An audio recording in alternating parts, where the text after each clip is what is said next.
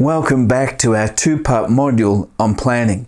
Last time we defined planning as organizing the sequential tasks and steps necessary to carry out a role or project. So far we've looked at the first 6 of 12 steps in effective planning. Number 1, establish the objective, outcome. Number 2, set a deadline. Number 3, identify the steps to be done. Number 4, organize the tasks in sequence. Number 5, allocate a time frame for each task. Number 6, create a schedule. Now let's work through the final 6. Number 7, assign tasks. Delegate appropriate tasks to project members. It is important to allocate people with the strengths and skills that match the task.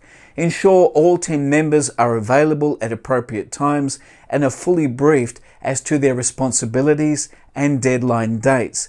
List the person's name on the spreadsheet. In essence, this is determining and detailing who is doing what by when. To avoid any one person being overloaded, it may also be wise to list people's names and their assigned tasks to ensure that what is required of them is achievable, sustainable, equitable, and commensurate with their skills and experience. Number 8, establish a budget. Projects generally cost money, and for a project to be successful, adequate funding needs to be budgeted before the sequential steps begin. Therefore, part of the planning process is to formulate a budget. And here are some practical ideas. Assign someone with aptitude in finance to help formulate the budget. This same person or another delegate needs to be appointed to take responsibility to oversee the budget throughout the life of the project. This is imperative. Estimate all costs associated with each task, for example, expenses, resources, wages, or capital purchases, and draft a spreadsheet linked to the tasks. If necessary, seek approval from the church board for the funds or seek permission to begin raising the budget. Implement good checks and balances for expenditure and reporting so there is financial accountability. And after completion of the project, review the final expenditure against the budget to see how things may be improved for future projects. Number 9, allocate resources. Allocate financial, physical, and human resources to each action step. The best way to do this is by asking, what resources does the person need to carry out the specific action step by the scheduled date? It would be wise to seek the views of the persons involved. A subtask in the overall step-by-step plan may be to ensure the relevant person has the appropriate resources by the due time.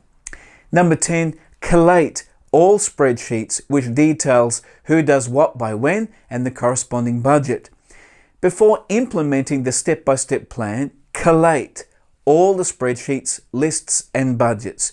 Translate all the information to one spreadsheet with vertical and horizontal columns which detail actions, specific details of the action, who will carry out what specific action, when it needs to be completed, and the budgetary cost.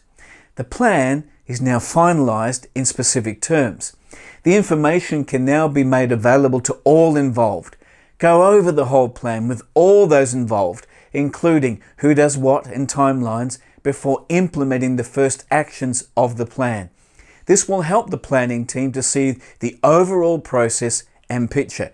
It will also help each person to understand the sequence of actions toward the agreed outcome and completion date. This one sheet also serves to assist each person comprehend how crucial their role is in achieving the overall plan. Another vital benefit is that this overall plan is what you, the team leader, will supervise. Number 11, identify possible problems. Consider all of the things that could potentially go wrong in the process of implementing an action. List each one of these problems, identify their causes, and think of suitable actions to resolve them. If necessary, it would be wise to allow a little time in the timeline for reviews, adjustments, and problem solving. Number 12, implement and monitor the project to completion. A final step is to supervise the project from implementation to completion. The plan must be implemented, As leadership guru Peter Drucker once said, sooner or later, all the thinking and planning has to degenerate to work. As team leader, it is your role to initiate the implementation of the detailed plan according to the sequences and actions. As soon as the plan is implemented, monitor the progress of the project as follows. Keep track of progress. Refer frequently to the master plan and the detailed spreadsheet to see if everyone and everything is on track. Communicate regularly. Conduct formal and informal meetings with the team members. Use whatever communication tools are at your disposal to stay on top of what is happening. Communication should be two ways. The planning team need to hear from you, and you need to hear from them. Be a troubleshooter. Identify trouble spots and emerging gaps between scheduling and actual performance. Take corrective action. When necessary, step in to develop alternative solutions, take remedial action, and follow up to ensure your solution is effective. Use your leadership skills. Keep people motivated and focused. Resolve conflicts, facilitate meetings, help to develop people and lead the team. Evaluate the project. On completion, hold debriefings to review problems and successes, review how people went in their roles, and make future recommendations for future projects. This is also wise on a personal level. What did you learn in the process about yourself, your leadership, managing a team, the planning process, and implementing a plan?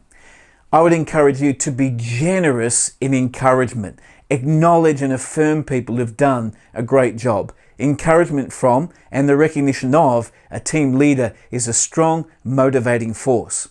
I hope all of those points will help your planning processes. It's a lot to take in, but if you follow each step, you'll be a better planner and more successful at accomplishing outcomes. There are many more modules to come in this series. I hope this has been helpful. God bless you.